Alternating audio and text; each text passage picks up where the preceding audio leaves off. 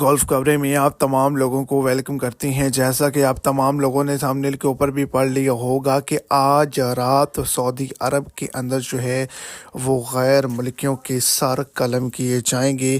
سعودی عربیہ کے اندر جو ہے وہ شدید قسم کی ایمرجنسی کو نافذ کر دیا گیا ہے۔ پاکستانی انڈین جو ہیں وہ گرفتار کیے جا رہے ہیں، ان کے سر قلم کیے جائیں گے۔ انہوں نے کیا غلطی کی، اتنا بڑا ایکشن کیوں کیا گیا؟ ویڈیو کی تفصیلات کو جاننے کے لیے ویڈیو کو اینڈ تک دیکھیں، اور اگر اس چینل پر آپ فرسٹ ٹائم ہیں تو لازمی اس چینل کو سبسکرائب کریں، ویڈیو کو لائک کریں اور اپنے دوستوں تک اس کو زیادہ سے زیادہ شیئر کریں۔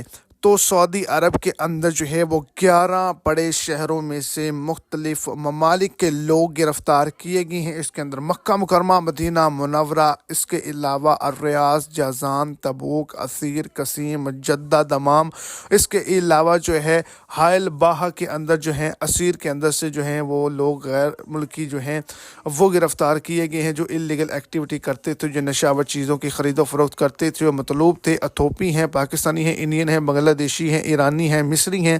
ان کے آج رات سر قلم کیے جائیں گے۔